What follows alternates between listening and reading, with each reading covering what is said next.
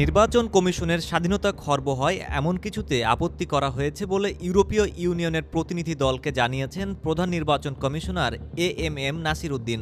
মঙ্গলবার নির্বাচন ভবনে কমিশনের সঙ্গে বৈঠক করতে আসলে ইউরোপীয় ইউনিয়নের প্রতিনিধি দলকে এ কথা জানান প্রধান নির্বাচন কমিশনার।